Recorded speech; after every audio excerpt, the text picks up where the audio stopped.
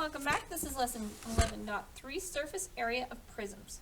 I will be able to correctly calculate the surface area of prisms.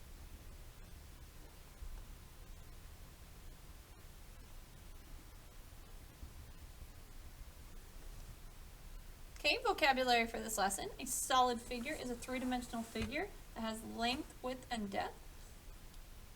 The base of a solid figure is the basic shape. Surface is all the two-dimensional surface on the outside of the figure. Face is one flat side. Lateral faces are all the faces that aren't the base. Prism is a three-dimensional shape that has rectangular lateral sides and two bases that are congruent to each other. And the surface area is the area of all surfaces put together. So to find the surface area of each prism, we're going to draw out and name each face, find the area of each, and then find the total surface area. So here we have a rectangular prism. I like you just to remember, if you can do top, bottom, left, right, front, back. If you just try and find all the sides, sometimes they might not exist on one of the figures you're doing, but it's an easy way to help you make sure you get every side. So the top of this figure is a rectangle. And on that rectangle, we're looking for the measurements that we would use to find area. So we would do the base and the height. So we're looking for this measurement and this measurement. This one is 2 feet.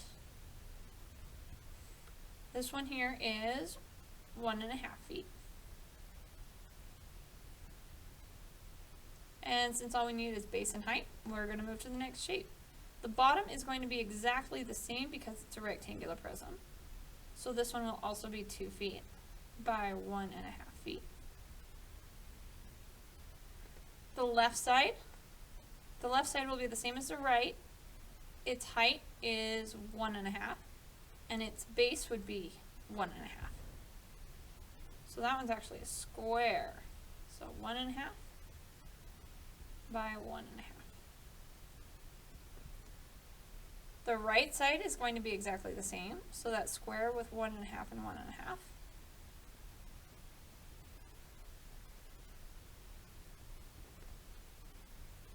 And the front is another rectangle. This one has a base of 2 and a height of 1.5.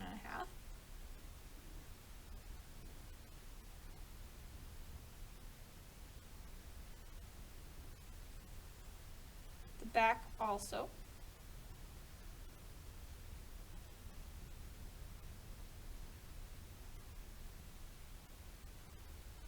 So because of that, we have all the sides. That means we can find the area of each one. So I'm going to do 2 times 1.5. Now when we're timesing fractions, remember we can turn these into improper fractions. So 2 over 1 and 1.5 would be the same as 3 over 2, right? 1 times 2 is 2, plus 1 more would be 3 over 2. Cross cancel where we can. This will cross cancel here and give you 1 and 1. Times across the top gives me 3. Times across the bottom gives me 1. Or in other words, 3 feet squared inside. Lucky us, we have 1, 2, 3, 4 sides all have those same measurements. So this would be 3 feet squared. Same with this one. And this one. Okay, the left side has different measurements, so this is 1.5 feet by 1.5, so I'm going to be multiplying them. I'm going to make them in their improper form, so 3 over 2 times 3 over 2. 3 times 3 is 9. 2 times 2 is 4. And to make this easier, we like mixed numbers for final answers, so 4 goes into 9 2 times. And that leaves me with 1 piece left over. So this would be the same as 2 1/4 feet squared. So this one would also be 2 1/4 feet squared.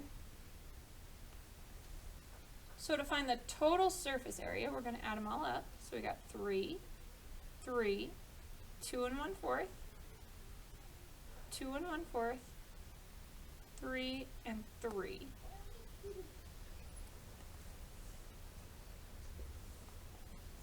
So if we add those together, we got 3 plus 3, which is 6, plus 2 more, which would be 8. 10 plus that 3 would be 13, plus 3 more would be 16. So we got 16 wholes, and here we have 1/4 and 1/4. So we got 16 whole units, and 1/4 plus 1/4 is the same as 2/4, which is the same as 1/2.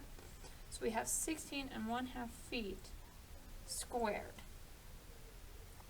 So we have our surface area, which is 16.5 feet squared. So if we were to cut 1 foot by 1 foot tiles, it would take 16.5 of those to cover the entire outside of that shape.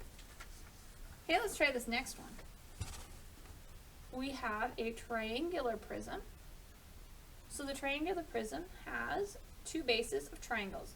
So what surface would we name that? Looks like I would call this one the front. So I'm going to draw a triangle here for the front. And what measurements are going to help me find the area off of that? I need a base and height. So from that I have 10 millimeters and 12 millimeters. So the back's going to be the same.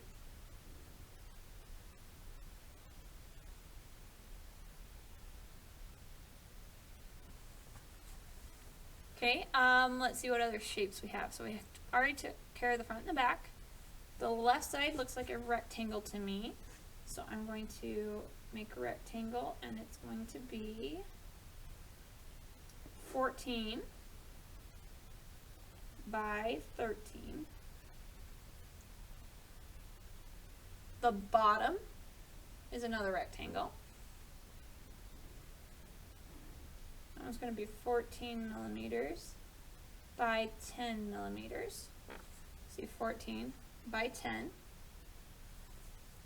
And then we have the right side, which is going to be another 14 by 13.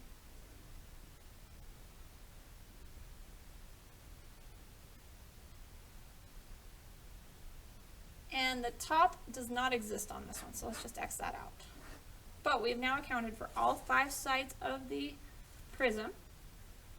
So now we can find the area. So we got 14 by 10, which that one's easy to do in our heads. 140 millimeters squared. We have this one, which would be 14 by 13. And 14 by 13, we're going to have to multiply that out.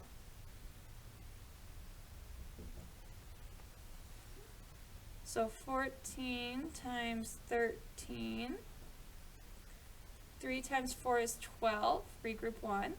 3 times 1 is 3, plus 1 more is 4, 0 placeholder.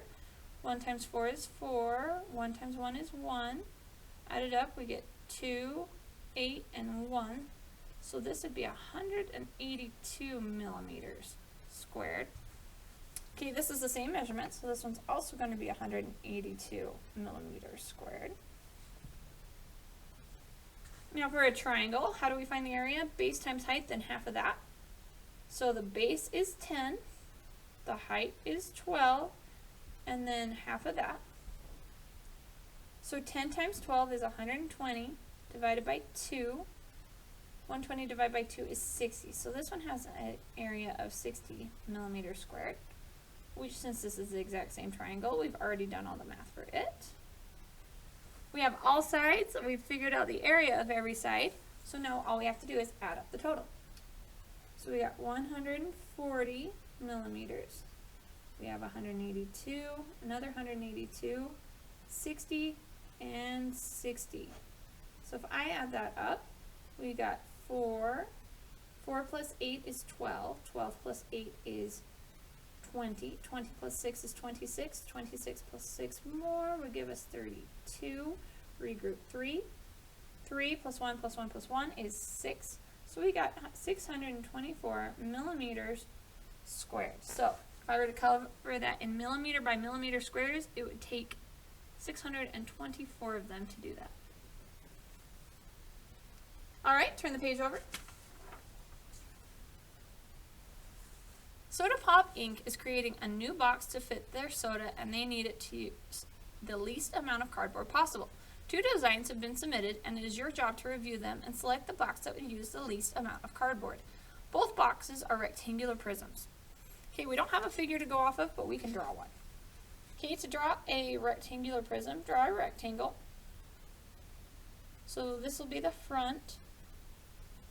Now draw a parallelogram off to the side. See how those 2 sides are parallel? Then draw another side that would be parallel to this one.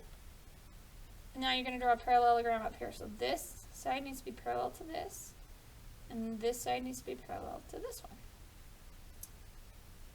Now what measurements do we have? We have 14 inches by 9 inches by another 9 inches. So this has 6 sides. The top, all of them are rectangles, so that's going to make it rather easy on us. So the top has a measurement of 14 and 9. Means the bottom's going to be the exact same measurements.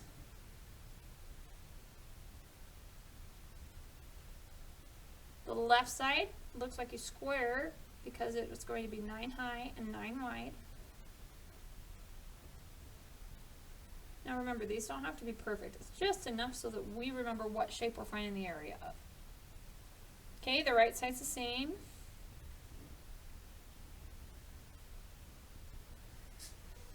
The front is a rectangle, 14 by 9. And the back's going to be the same size, 14 inches by 9 inches. Okay, multiply each one of these to find their area. So 14 times 9, I don't know that one off the top of my head, so I'm going to do 14 times 9. 9 times 4 is 36, regroup 3. 9 times 1 is 9, plus 3 is 12. So that is 126 inches squared. That means this one is also 126 inches squared. Okay, this one's also going to be 126 inches squared. 126 inches squared here as well. And then we have 2 squares. Each one of those, 9 times 9. That would give me 81 inches squared here. That would give me 81 also on this because they're the same. Once we found all of them, now all we have to do is add them up. So 126 plus 126 plus 126 plus 126 plus 81 plus 81. 6 plus 6 plus 6 plus 6. Well, 6 times 4 is 24. Plus 2 more would be 26. Regroup 2. 2 plus 2 is 4. 6, 8, 10. 10 plus 8 will give me 18. 18 plus 8 more is 26. Regroup 2. 2 plus 1 is 3, 4, 5, 6. 666 inches squared. Uh-oh, some of you guys are saying that's going to be an evil box. It might be, but we'll see if it's the one that uses the least cardboard. So we got 666 inches squared on that one. Let's try box B. So draw another figure, rectangle in the front, parallelogram, and another parallelogram. So we know that this one is 13 inches long, 12 inches wide, and 8 inches tall. So we have a rectangle here. On the top would be 12 inches on the short side, 13 on the long. Bottom's going to be the same exact thing, 13 inches long, 12 inches wide, right? 13, 12. The left side's going to be the same as the right, 8 inches tall, 12 inches wide.